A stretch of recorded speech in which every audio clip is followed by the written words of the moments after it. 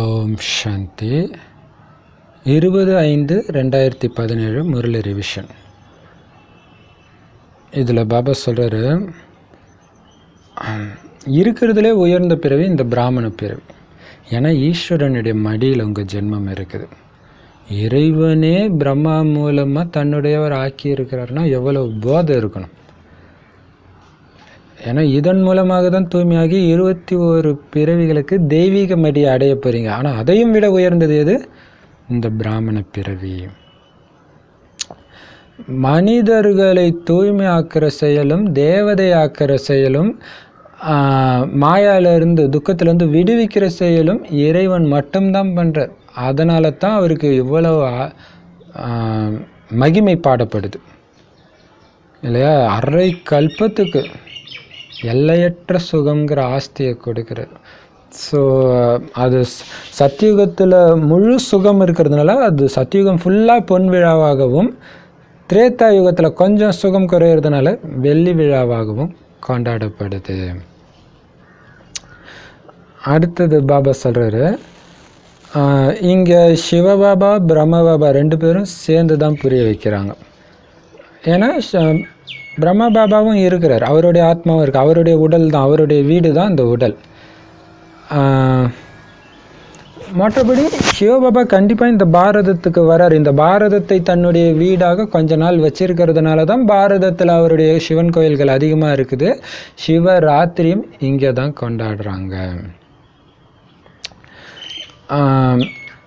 அப்போ அவர் இங்கே தான் அவர் வரார். அதனால தான் இங்கே சிவராத்திரி கொண்டாடுறாங்க, கிருஷ்ண ஜெயந்தியும் இங்கே தான் கொண்டாடுறாங்க, ராவணனை எரிக்கிறதும் இங்கே தான் கொண்டாடுறாங்க.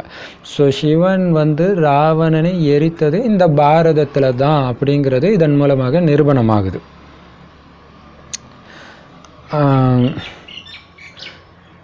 மற்றபடி தூய்மையாக்குபவர் பதித்த பாவனர்ன்ற மகிமை ஒரு தந்தைக்கு தானே தவிர கங்கைக்கோ அல்லது எந்த சாது சன்னியாசிக்கோ அந்த பேர் பொருந்தாது, தேவதைகளுக்கும் பொருந்தாது. ஏன்னா தூய்மையாக்கக்கூடிய வழி இறைவன் தான் கொடுக்கிறார். கங்கையில் குளிக்கிறதுனாலையோ சாது சன்னியாசிகளுடைய வழியை கேட்கறதுனாலையோ யாருமே தூய்மையும் ஆக முடியாது, சொர்க்கத்துக்கும் போக முடியாது, முக்தியும் அடைய முடியாது. சொர்க்கத்தை தான் கந்தர்வலோகம் சொல்கிறோம், அதாவது சத்தியுகத்தை தான்.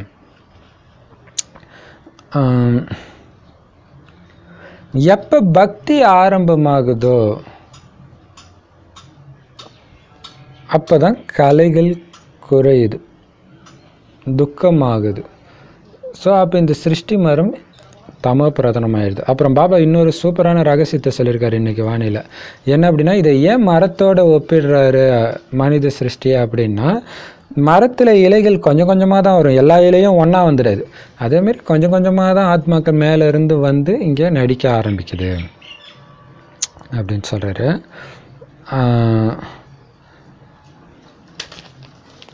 அடுத்தது,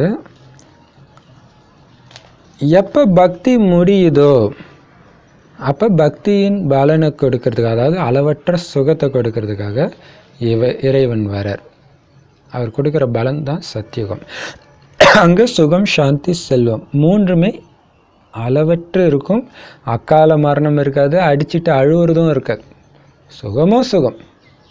எல்லாருமே முழு ஆயுள் முடித்த பிறகு சரீரத்தை விட்டு வேறு ஒரு புது சரீரத்தை எடுப்பாங்க. ஆனால் இந்த கலியுகம் ஒரு காரிருள். பக்தி மார்க்கத்தில் பாருங்க, எங்கே பார்த்தாலும் ஏமாந்துக்கிட்டே இருக்கிறாங்க. தானம் புண்ணியம் அது இதுன்னு செஞ்சு முழுக்க முழுக்க துக்கம்தான். ஆனால் சொர்க்கத்தில் துக்கத்துடைய பேரு அடையாளமே இருக்காது. அதனால சொர்க்கத்தை சுகம் நிறைந்த இடம், சுகதாமம், கலியுகத்தை துக்கதாமம், அதாவது துக்கம் நிறைந்த இடம் அப்படின்னு சொல்லப்படுது. அந்த சத்தியுகத்தில் ஸ்ரீ லக்ஷ்மி நாராயணனுடைய ராஜ்யம் நடக்குது அப்படின்னா, ராஜாராணிய மாதிரி பிரஜைகள் கூட அங்கே சுகமானவர்களாக இருந்தாங்க. அதனால தான் அதை பொன் யுகம், பொன்னான யுகம் அப்படின்னு சொல்லப்படுது, கோல்டன் ஏஜ் அப்படின்ட்டு. சத்தியுகத்தில் யார் வராங்களோ அவங்க தான் 84 பிறவி எடுப்பாங்க. மற்றவங்கெல்லாம் பிறவிகள் கம்மியாக தான் எடுப்பாங்க. இப்போ சத்தியுகத்தில் இருந்த தர்மத்தின் பேர் தேவதா தர்மமே தவிர இந்துக்கள் கிடையாது. ஏன்னா ஹிந்துன்னு எப்போ சொல்லிக்க ஆரம்பிக்கிறாங்கன்னா கலைகள் குறைந்த பிறகு. ஆனால் தேவதைகள் 16 கலைகள் நிரம்ப பெற்றவர்கள், அதுதான் அவர்களுடைய மகிமைகள். ஆனால் கடவுளுடைய மகிமை ஞானம் நிறைந்தவர், தூய்மை கடவுள். ஸோ கடவுளுடைய மகிமை வேற, தேவதைகளுடைய மகிமை வேற. இப்போ அந்த தேவதைகளை வழிபடுற அனைவரும் தேவதா தர்மத்தை சார்ந்தவங்க தான். ஏன்னா கிறிஸ்துவ வழிபடுறவங்க கிறிஸ்தவர்கள்னா அப்போ தேவதைகளை வழிபடுபவர்கள் தேவதா தர்மத்தை சார்ந்தவர்கள் தானே. ஏன் அந்த பேரை மறைச்சி இந்துன்னு சொல்லிட்டாங்க அப்படின்னு ஒரு சூப்பர் பாயிண்ட் சொல்கிறார். அடுத்தது பாபா சொல்கிறாரு, தேவதைகளாக இருந்த நாமளே தான் பிறப்பு சக்கரத்தில் தேவதை சத்திரியர் வைஷ்யர்னு இப்போ சூத்ரராக ஆயிட்டோம். மீண்டும் உயர்ந்த தேவதை ஆகிறதுக்காக, பிராமணன் ஆகிறதுக்காக பிரம்மாவின் வாய் வழியாக பிறந்து சிவனுடைய நேரடி குழந்தைகளாக ஆகிறோம்.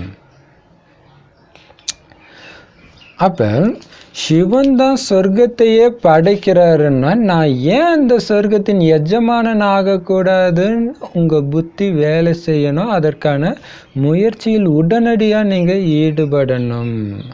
அந்த புது உலக ராஜ்யத்தை தான் எனக்கு ராமராஜ்யம் வேணும்னு காந்தி கூட சொல்லிட்டு இருந்தார். அந்த ராஜ்யத்துக்கு போறதுக்காகத்தான் ஈஸ்வரனுடைய மடியில பிறந்திருக்கிறீங்க.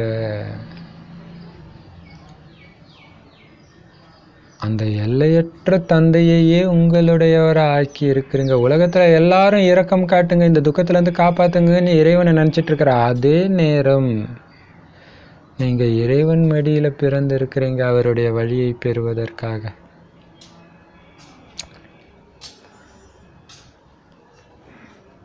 நீங்க தான் பிரம்மா வாய் வழியாக பிறந்த உண்மையான பிராமணர்கள். கலியுக பிராமணர்கள் விகாரத்தின் மூலமா தான் பிறக்கிறாங்க.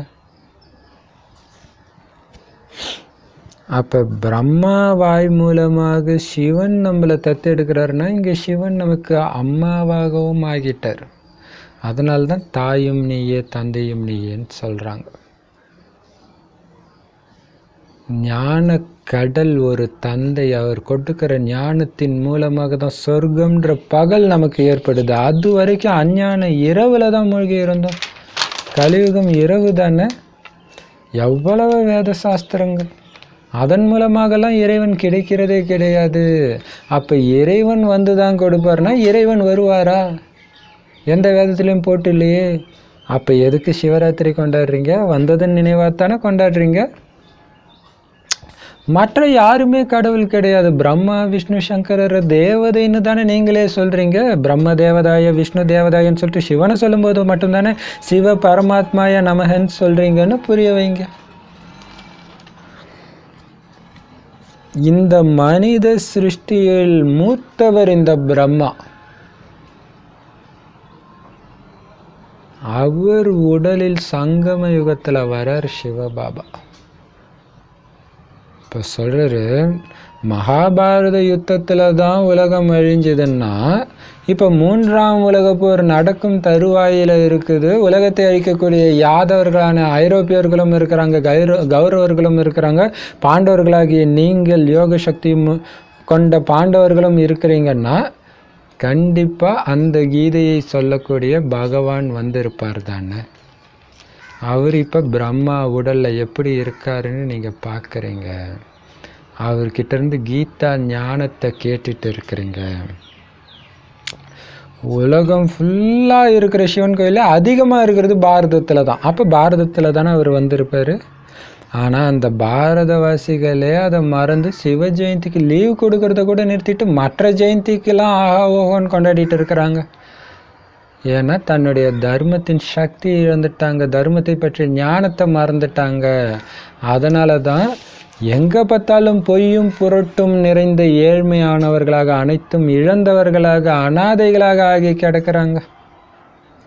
ஆனா 5000 வருஷம் முன்னாடி தங்க வைர வைடூரியம் கொட்டி இருந்த சத்தியுகமாக இருந்த பொழுது தூய்மையும் அமைதியும் செழிப்பும் அளவற்று இருந்துச்சு. உங்களுக்கு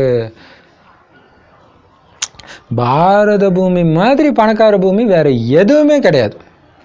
அனைத்தையும் விட உயர்ந்தது இந்த பாரத கண்டம். அதற்கான வரலாறும் உருவாகி இருக்குது. ஆனால் இன்னைக்கு அதே தூய்மையான பாரதம் தூய்மையற்றதாகி கிடக்குது.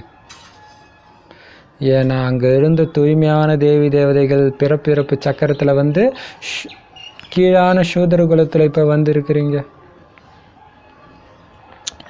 ஆனால் இப்போ அனைத்தையும் விட தேவதைகளையும் விட உயர்ந்த உச்சி குடுமி பிராமண தர்மத்துக்கு வந்து இருக்கிறீங்க.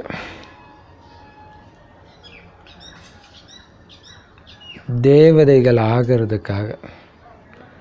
ஆனால் இவங்க வேதங்களில் பாருங்க எவ்வளவு பொய் சொல்லிட்டாங்க. ஸ்ரீகிருஷ்ணர் இருந்த உலகத்தில் போய் ராவணன், கம்சன், ஜராச்சந்து மாதிரி அசுரர்கள் இருந்ததாக பொய் சொல்லி இருக்கிறாங்க. இப்பத்தான் ராவணர் சம்பிரதாயம், இப்பத்தான் அவங்களாம் இருக்கிறாங்க. தேவதைகள் ராஜ்யத்தில் அவங்க இருக்கவே மாட்டாங்க. வேதங்களில் தவறாக எழுதி இருக்கிறாங்க. ஸோ இப்போ இந்த ஒரு பிறவி ஈஸ்வரன் மடியில் வந்து 21 பிறவி தெய்வீக மடியை அடையிறதுக்கான முயற்சி செஞ்சுட்டு இருக்கிறீங்க. ஸோ 21 பிறவிக்கு என் குலத்தை விளங்க செய்தவளே கன்னியா தாயே அப்படின்னு சொல்கிற அந்த குமாரி நீங்கள் தான், பிரம்மகுமாரிகள் தான் அப்படின்னு பாபா சொல்கிறாரு. இது ஈஸ்வரிய குடும்பம். சிவபாபா தாத்தாவாக இருக்கிறார். அவருடைய சொத்து பேர குழந்தைகளாகிய நமக்கு பிரம்மா தந்தை மூலமாக கிடைக்கப்படுது. ஏன்னா சிவ தந்தை ஞானம் நிறைந்தவர் தான், ராஜயோக ஞானம் அவர்கிட்ட தான் இருக்குது. ஆனால் உடல் இல்லாமல் எப்படி கற்பிப்பார்? நரன்லேருந்து நாராயணன் ஆக்கக்கூடிய ஞானத்தை சொல்கிறதுக்கு அவருக்கு ஒரு சாக்கார சரீரம் தேவைதானே. அதனால் 84 பிறவி முழுசாக எடுத்த இந்த பிரம்மாவின் உடலின் மூலமாக அந்த ஞானத்தை சொல்கிறார். அவர் உடலில் பிரவேசிச்சு இருக்கிறதுல மிகப்பெரிய பல்கலைக்கழகம் இதுதான். ஏன்னா கடவுளே வந்து சொல்லிக் கொடுக்குறாரு. எவ்வளோ தூரத்துலேருந்து வந்து சொல்லிக் கொடுக்குறாரு. அமெரிக்காவிலேருந்து ஒரு லெக்சரர் வந்து இன்னைக்கு லெக்சர் பண்ணுறாருன்னா எங்கெங்கே இருந்தோ வருவாங்க. இவர் அதை விட மிகப்பெரிய, அதாவது கணக்கே தெரியாது அவ்வளோ தூரத்துல இருந்து வர்றார். ஸோ இதுதான் மிகப்பெரிய யூனிவர்சிட்டி. அதுவும் டெய்லியும் வர்றார். வந்து என்ன சொல்லி கொடுக்குறாரு? ராஜாக்களுக்கெல்லாம் ராஜா ஆகிறதுக்கான ராஜயோகத்தை கற்றுக் கொடுக்குறாரு. அதனால் இதுதான் உண்மையான கீதை. இந்த கீதையை கேட்டு பிறக்கிறவர் தான் கிருஷ்ணரே தவிர கீதையை சொன்னவர் கிருஷ்ணர் கிடையாது. ஸோ ஸ்ரீகிருஷ்ணருக்கு மட்டும் இல்லை, அனைத்து தேவதைகளுக்கும் சிவபாபா மூலமாகத்தான் பிறவி கிடைக்குது. எப்படி கிறிஸ்தவர்களுக்கு கிறிஸ்துவனால சொல்லப்பட்ட பைபிள் ஞானத்தின் மூலமாக பிறவி ஏற்படுதோ, அதே மாதிரி பிராமணர்லேருந்து தேவதையாக்கக்கூடிய ஞானத்தை சொல்லி தேவதைகளை படைத்தவர் சிவபாபா. இப்போ நம்மளுடையது எல்லையற்ற சந்நியாசம். ஒட்டுமொத்த உலகத்தையும் புத்தியினால் மறக்கிறோம். ஆனால் அந்த சாது சன்னியாசிகள் எல்லைக்குட்பட்ட சன்னியாசம். அது ரஜோகுண சன்னியாசம். ஒரு விதத்தில் வெறுப்புனால சன்னியாசம். குடும்பத்தில் கஷ்டம் இருக்குதுன்னு வெறிச்சலில் குடும்பத்தை விட்டு போகிற சன்னியாசம். ஆனால் உங்களுக்கு அப்படி கிடையாது. ஒட்டுமொத்த உலகத்தையும் புத்தியினால் விளக்குறீங்க. ஆனால் குடும்பத்தில் இருந்துக்கிட்டு பற்றை நீக்கிடுறீங்க. ஆனால் அன்பு இருக்குது. அது மட்டும் இல்லாமல் இந்த உலகமே அழிய போகுதுன்னு தெரிஞ்ச பிறகும் ஏன் நான் இதன் மீது உள்ள பற்றை விட்டுட்டு சொர்க்கத்தின் படைப்பாளர் தந்தையை நினைவு செஞ்சு சொர்க்கத்தின் உயர்ந்த பதவியை அடையக்கூடாதுன்னு புத்தியை யோசிங்க. ஏன்னா பல பிறகுகளுக்கு பிறகு இறைவனை வந்து மீண்டும் சந்திக்கிறீங்க. ஒரே தடவை தான் இந்த ஞானத்தை கேட்டு தேவதை ஆகிறீங்க 2500 வருஷத்துக்கு. இப்போ எந்த அளவுக்கு இந்த போதை இருக்கணும், எந்த அளவுக்கு இந்த ஞானத்தை தாரணை பண்ணணும். தேவதா தூய்மையான உயர்ந்த தேவதை குலத்துக்கு நீங்கள் போகணும்னா அந்த அளவுக்கு கடுமையான பத்தியமும் இருக்குது. அசுத்தமான விஷயங்களை சாப்பிடவும் கூடாது, கேட்கவும் கூடாது, பார்க்கவும் கூடாது, நினைக்கவும் கூடாது, அசைப்படவும் கூடாது. ஏன்னா பாபா வர்றது இங்கே தூய்மை ஆக்கிறதுக்கு தான். ஸோ தூய்மையற்ற விஷயங்கள்லே உங்களுடைய ஐம்புலன்களும் அழிஞ்சிட்டு இருக்குதுன்னா அப்போ எதுக்காக பாபா குழந்தை ஆனீங்கன்றதே புரிஞ்சுக்கல. மரணம் வேற எதிரில் இருக்குது இல்லையா? அதனால் பாபா சொல்கிறாரு, இந்த கௌரவர்கள் யாதவர்கள் உலகத்தின் அழிவு எல்லாமே எதிரில் இருக்குதுன்னா பாண்டவர்களுடைய பாண்டவர்களுக்கு வழிகாட்டுற இறைவனும் இருப்பார் தானே. ஸோ பாண்டவர்கள் இறைவன்கிட்ட வழியை கேட்டு மற்றவர்களுக்கும் அந்த வழியை கொடுக்கக்கூடிய வழிகாட்டிகள்.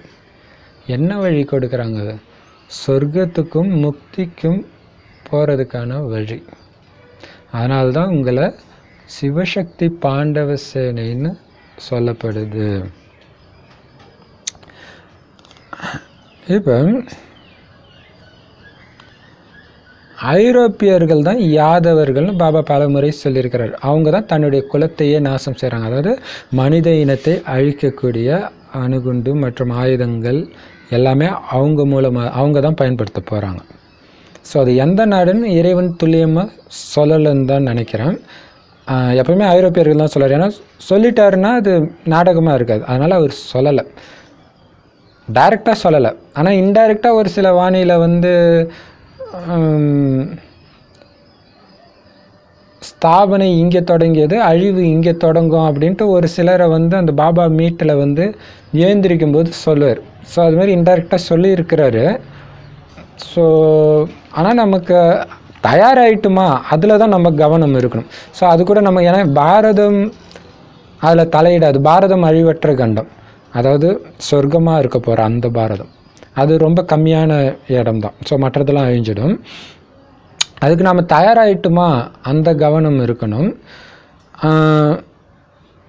மற்றபடி பாரதத்தில் பாண்டவர்களும் கௌரவர்களும் தான் இருக்கிறாங்க. ஸோ இதைத்தான் அவங்க அசுரர்கள் தேவதைகள் சண்டை போட்டுக்கிட்டாங்கன்னு காட்டிட்டாங்க. அப்படியெல்லாம் கிடையாது. ஏன்னா இப்போ நீங்கள் தேவதைகள் கிடையாது, பாண்டவர்கள் தான். இன்னும் தேவதை ஆக போகிறீங்க. அது இறைவன் கொடுக்குற வழி மூலமாக ஆகிறீங்க. மற்றபடி எல்லாருடைய வழியும் அசுர வழி தான். ஏன் உங்கள் மனசோடைய வழியே அசுர வழி தான். அதனால் இறைவன் வாணியில் என்ன சொல்கிறார் அது மட்டும்தான் ஸ்ரீமத்.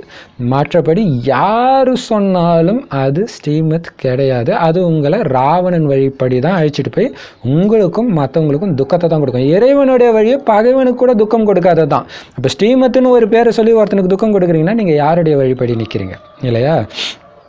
அதனால் பாபா சொல்கிறாரு, அரைக்கல்பமாக ராவணனுடைய வழி தான் நடக்குது. அதனால தான் தம பிரதானமாக நீங்கள் இங்கே சதோ பிரதானமாக ஆகிறதுக்கு வந்திருக்கிறீங்க. இது ருத்ரன் கொடுக்குற ஞானத்தினால படைக்கப்பட்ட யஜ்யம், மனிதர்கள் கொடுக்குற ஞானத்தினால உருவாக்கப்பட்ட யஜ்யம் கிடையாது. சிவனே நேரடியாக வந்து ராஜயோகம் கற்றுக் கொடுக்குறாரு. எப்போ ராஜ்யம் உருவாயிடுச்சோ. ஆனால் துக்கம் கொடுக்குறவங்களும் பிராமணர்களில் இருப்பாங்க. ஆக்சுவலாக நிறைய பேர் துக்கம் தான் கொடுப்பாங்க. ஏன்னா பிரஜைகள் தான் நிறைய பேர் இருப்பாங்க இல்லையா? வெற்றிமணி மாலையில் இறைவன் சொல்கிறது அப்படியே ஃபாலோ பண்ணுறவங்க ரொம்ப கம்மியாக தான் இருப்பாங்க. ஆனால் எல்லாருமே ஒரே டைமில் ஃபாலோ பண்ணுவாங்க. ஐயோ உலகமே அழிய போகுது, இந்த நேரம் பார்த்து இவங்க இப்படி இருக்கிறாங்களே, ஸ்ரீமத்தே தெரியலேன்னுலாம் நீங்கள் கவலைப்பட வேண்டாம். வேலைக்காரன் பதவிக்கு அவங்களும் ஸ்பீடாக போகணும். ஸோ அதிகமாக துக்கம் கொடுப்பாங்க. அதையும் நீங்கள் தாங்கிட்டு இருந்தீங்கன்னா நீங்கள் ஸ்ரீநாராயணன் ஆகிடுவீங்க. அப்போ நீங்கள் ரெடி ஆகிட்டீங்க 2 பேரும் அப்படின்னா உலக அழிவு ஸ்டார்ட் ஆகிடும். இந்த ஞானம் மறைஞ்சு போயிடும். அதுக்கப்புறம் ஐயோ பாபா நான் மாற்றிக்கிறேன், முடிஞ்சு போச்சு, டைம் முடிஞ்சு போச்சு, விசில் அடிச்சாச்சு, போ போ போ போ அப்படின்னு துரத்திடுவார். இப்போ மனிதர்கள் உருவாக்கிய வழிகள் இருக்குது பாருங்கள், அது மீண்டும் துவாபர யுகத்தில் வரும். ஸோ மனிதர்களுடைய வழி கேட்கணும்னு ஆசை இருந்துச்சுன்னா வீண் விஷயங்களை பார்க்கணும், சினிமா பார்க்கணும், டிவி பார்க்கணும், இது மாதிரி நிறைய ஆசை இருந்துச்சுன்னா அதை மறுபடியும் வரும், துவாபர யுகத்தில் வெளிப்படும். ஆனால் இப்போ அது வேண்டாம். இப்போ பாருங்கள், சன்னியாசிகளை ஃபாலோ பண்ணுறவங்க இந்த மாதிரி தான் அதிகமாக இருக்கிறாங்க. ஆனால் சன்னியாசிகள் கொடுக்குற வழியோ அல்லது கங்கை நீரோ யாரையுமே தூய்மையாக்காது. அது கடல்லேருந்து வெளிப்படுது. கடல் எப்போத்துல இருந்தால் தான் இருக்குது. அதுலேருந்து வெளிப்படுற தண்ணி தான் நம்ம வீட்டிலே வருது பைப்பில். ஸோ அதில் குளிக்கிறதுனாலாம் யாரும் தூய்மையாக முடியாது. சுகத்தின் ஆஸ்தியை கொடுக்கறதுக்கு தான் நான் வந்திருக்கிறேன். எந்த சுகத்தின் ஆஸ்தி? எல்லையற்ற சுகம், அற்பகால சுகம் கிடையாது. பாபா ஞாயிற்றுக்கிழமை வாணியில் சொல்லியிருக்கிறார் இல்லையா, நீங்கள் வந்து பாபாவே கூட ஏமாற்றலாம், நீங்கள் நினச்ச காரியத்தை சாதிச்சுக்கலாம். ஆனால் கர்மத்தின் விளைவிலிருந்து தப்பிக்க முடியாது. ஸோ அது கண்டிப்பாக பல ஜென்மங்களுக்கு உங்களுக்கு துக்கத்தை கொடுத்துடும். அதனால் அளவற்ற சுகத்தை கொடுக்கறதுக்காக நான் வந்திருக்கிறேன். அதனால் என் வழிப்படி நடந்தீங்கன்னா உயர்ந்த பதவி கிடைக்கும், இல்லைன்னா தாழ்ந்த பதவி. படிக்கவே இல்லாதவங்க சொர்க்கத்துக்கே வரமாட்டாங்க, திரேதா யுகத்துலேயும் வரமாட்டாங்க. அந்தந்த மதத்தின் பிரிவுக்கு போயிடுவாங்க. ஸோ இந்த நாடக சக்கரத்தை புரிஞ்சுக்கிறதன் மூலமாக தான் சக்கரவர்த்தி ராஜாவாகிறீங்க. இதோடைய மகிமை பாருங்க, அரசாங்கத்தின் கொடியில் கூட அந்த சக்கரம் இருக்குது. 3 சிங்கங்களை காட்டி கீழே சத்தியமேவ ஜெயத்தே, அதாவது வாய்மையை வெல்லும்னு எழுதிட்டாங்க. அதுக்கு உண்மையிலே என்ன அர்த்தம்? சத்தியமான சிவன் கொடுக்கிற சக்கர ஞானமும் திருமூர்த்தி மற்றும் 3 உலகங்களின் படைப்பை பற்றிய ஞானமும் தெரிந்து கொள்வதனால் உலகத்தை வெல்கிறீர்கள், சத்தியம் வெல்கிறது அப்படின்னு அர்த்தம். ஸோ அந்த சத்தியநாராயணன் கதையை சிவபாபா பார்வதிகளாகிய குழந்தைகளாகிய நமக்கு சொல்லிட்டு இருக்கிறார். எதுக்கு? அமரபுரியின் எஜமானன் ஆக்கிறதுக்காக. ஸோ இது அமர கதையாகவும் ஆயிடுது. ஒரே தடவை தான் கேட்குறீங்க, கேட்டு சொர்க்கத்தின் எஜமானர் ஆகிடுறீங்க.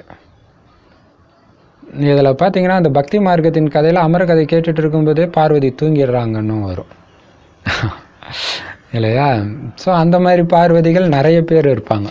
ஸோ தூங்காமல் முழிச்சிட்டு இருக்கிற பார்வதிக்கு தான் மகிமை. அப்போ தூங்கிட்டிங்கன்னா என்ன அர்த்தம்? ஞானத்தை புரிஞ்சிக்காம மாட்டிக்கிறது. மற்ற எல்லாமே கட்டுக்கதைகள். ஸோ பாபா ஒரே ஒரு தடவை கிடைக்கிற இந்த ஞானத்தை எந்த அளவுக்கு விழிப்புணர்வாக கேட்குறீங்களோ, எந்த அளவுக்கு தாரணை செய்கிறீங்களோ, எந்த அளவுக்கு விழிப்புணர்வாக இருக்கிறீங்களோ அந்த அளவுக்கு பயங்கர அதிர்ஷ்டம். மற்ற எல்லாமே கட்டுக்கதை தான். கேட்டு நேரத்தை வீணாக்காதீங்க. வரதானத்தில் பாபா சொல்கிறாரு, இந்த பிராமண பிறவியில் மிகப்பெரிய பொக்கிஷமாக பாபா உங்களுக்கு கொடுத்தது குஷி தான். அதனால் என்ன ஆனாலும் சரீரத்தை விட்டு பிரிகிற ஒரு சூழ்நிலை வந்தாலும் குஷியை விட்டுறாதீங்க. அப்போ அது எப்படி இருக்குன்னா, பாபா மூலமாக கிடைச்ச அனைத்து பிராப்திகளையும் எதிர வச்சுக்கிட்டே இருந்தீங்கன்னா தானாகவே கவலையெல்லாம் டைவர்ஸ் வாங்கிட்டு போயிடுமா உங்களை விட்டுட்டு. உங்கள் தொழிலே பயங்கர நஷ்டத்தில் வரட்டும், அப்போ கூட உங்கள் மனசில் துயரத்தின் சாயல் கூட வரக்கூடாதுன்றார். ஏன்னா அளவிட முடியாத பிராப்தி உங்களுக்கு இறைவன் கொடுத்துருக்கிறார். 21 பிறவிக்கு கிடைக்க போகுது. அதுக்கு முன்னாடி இந்த நஷ்டம்லாம் ஒன்றுமே கிடையாது. இது எப்படின்னா, கோடீஸ்வரனுக்கு ஒரு நாள் 1000 ரூபாய் நஷ்டமான அழுகிற மாதிரி. கோடீஸ்வரனுக்கு முன்னாடி 1000 ரூபாய் ஒன்றுமே கிடையாது. அதுமாரி இந்த 2500 வருஷம் நீங்கள் அனுபவிக்க போகிற சுகத்துக்கு நடுவில் சும்மா ஒரு செகண்ட் வர்ற நஷ்டமெல்லாம் ஒன்றுமே கிடையாது. ஸோ அதெல்லாம் கண்டுக்காதீங்க. குஷி மட்டும் இருந்துச்சுன்னா நீங்கள் எதையுமே இழக்கலாம், எல்லாமே இருக்குது உங்ககிட்டன்றார். அனைத்தும் நிறைந்தவர் நீங்கள். குஷி மட்டும் இல்லைன்னா எது இருந்தாலும் எதுவுமே இல்லாதவங்க தான் நீங்கள். குஷி தான் பிராமண வாழ்க்கையின் உயிர் மூச்சு. அந்த குஷிக்கான யுக்தி என்ன? நிறைய கொடுத்துருக்கிறார் குஷிக்காக. ஞானத்தை படிச்சுட்டே இருங்க, குஷி வரும். பாபா நினைவிலே இருங்க, குஷி வரும். எல்லாத்துக்கும் மேலே சேவை செஞ்சுக்கிட்டே இருங்க, குஷி வரும். ஸோ இதெல்லாம் பண்ணிகிட்டே இருக்கணும். ஏன்னா பாபா சொல்றாரு, ஞானம் ஒரு தடவை படித்தா குஷியும் வராது, உங்களுக்கு உயர்ந்த பதவியும் வராது, வெறும் பிரஜை தான் ஆவீங்க. பல தடவை படிங்க, பல தடவை நடத்துங்க. நேற்று ஃபுல்லாக சத்யநாராயணன் கதையை சொல்லிக்கிட்டே இருங்க சென்டர்லன்றார் இல்லையா? அப்போ அந்த குஷி இருந்துக்கிட்டே இருக்கும். குஷி தான் மெயின். சேவை நிரந்தரமாக பண்ணிக்கிட்டே இருங்க. பாபா சொல்றார், சேவைக்காக நீங்கள் என்கிட்ட கூட பர்மிஷன் வாங்க தேவையில்லைன்னு சொல்லிட்டார் இல்லையா? அதனால் நிறையா தடை வருது, அது வருது, தடை வருது. அப்போ சேவையில் தான் குஷி வரும். சேவையே பண்ணக்கூடாது, நீ குஷியாகவே இல்லாமல் இரு அப்படின்னு சொல்கிற மாதிரி ஆயிடுது இல்லையா? அப்போ என்ன பண்ணுவீங்க? சேவை பண்ணலன்னா தேவையில்லாமல் அர்த்தம் வெட்டி கதை, வீண் கதை, இதைத்தான் பேசிகிட்டு இருப்பீங்க இல்லையா? அது நிறைய பிராமணர்கள்கிட்ட அது பயங்கரமாக இருக்குது. அது கலியுகத்தில் இருக்கிற குப்பையை விட பிராமணர்கள்கிட்ட அதிகமாக இருக்குதுன்னு பாபா சொல்லுவார் இல்லையா? வெளியில் இருக்கிற நியூஸ் பேப்பரோட செம ஸ்பீடாக பிராமணர்கள் நியூஸ் பேப்பர் தான் நான் பயங்கரமாக பரவுதான் இல்லையா? அதுவும் இப்போ இன்டர்நெட் வந்ததுனால செம ஸ்பீடாக பரவுறதை பார்க்குறோம். அப்படியே போட்டி போட்டு பாவம் செஞ்சுட்டு தங்களுக்கு பாவத்தை சேர்த்திட்டு இருக்கிறாங்க. ஆனால் அது நமக்கு தேவையில்லை. அவங்க குப்பை, அவங்க சீக்கிரமாக வேலைக்காரன் ஆகிறதுக்காக ஸ்பீடாக போயிட்டுருக்குறாங்க. நீங்கள் சீக்கிரமாக நாராயண் ஆகணும்னா எல்லா டோரையும் ஷட் பண்ணிவிட்டு பாபா சொல்கிறத மட்டும் கேட்டுக்கிட்டே இருந்தீங்கன்னா குஷி இருந்துக்கிட்டே இருக்கும். குஷி சொல்லும் நீங்கள் ஸ்ரீமத் படி போகிறீங்களா இல்லையான்னு. தப்பு பண்ணுறீங்க அப்படின்னா, இப்போ உதாரணத்துக்கு பொறாமையெல்லாம் நிறையா இருக்கும் பிராமண குடும்பத்தில், நிறைய இடத்துல இருக்கும். ஸோ அப்போ நீங்கள் உங்களுடைய காரியத்தை சாதிக்கிறதுக்காக பாபா ஞாயிற்றுக்கிழமை வாணியில் சொன்னதுனால அந்த மாதிரி நீங்கள் பண்ணிட்டீங்கன்னு வச்சுக்கோங்க. பண்ணி உங்களுக்கு வெற்றி அடைகிற மாதிரி ஒரு சில ஆத்மாவுக்கோ அல்லது நிறைய பேருக்கோ துக்கத்தை கொடுத்து நீங்கள் வெற்றி அடையலாம். ஆனால் உங்களுக்கு யோகா வராது, உள்ளே குத்திக்கிட்டே இருக்கும் இல்லையா? அப்போ நீண்ட கால தோல்வி தான், அது வெற்றி கிடையாது. ஸோ அதனால் பாபா என்ன சொல்கிறாரு, சகிச்சுக்கோங்க, நீண்ட கால வெற்றி இருக்குது. ஸோ சகிச்சுக்கோங்க, ஆனால் உங்களுடைய புத்தியை கவலைப்பட வைக்கக்கூடாது, குஷியாக சகிச்சுக்கோங்க. பாபா சொல்லுவார் இல்லையா, குஷியாக நோயை அனுபவிங்கள். அது எப்படி குஷியாக அனுபவிக்கிறது? ஞானத்தை சிந்தனை செய்யுங்க, முழுக்க ஞானத்தை உள்ளே போட்டுக்கிட்டே இருங்க இல்லையா? இதில் இன்னொரு விஷயம், கேட்டுக்கிட்டே இருந்தாலும் போதாது, அது சிந்திக்கிறதுக்கும் நீங்கள் டைம் கொடுக்கணும். ஒரு முரளியை நீங்கள் கேட்குறீங்கன்னா அடுத்த முரளியை டக்குன்னு அடுத்தது கேட்கக்கூடாது, நடுவில் கொஞ்சம். அப்போ நீங்கள் அப்படியே உயிரை கொடுத்து கேட்கணும். அப்படின்னா என்ன அர்த்தம்?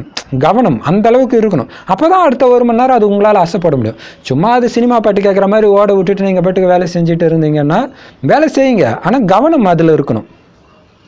அப்படி இருந்து அப்போ மைண்டு அந்த 1 மணி நேரம் தானாக அசைப்படும் போது அப்படி ஒரு ஆனந்தம் இருக்கும்.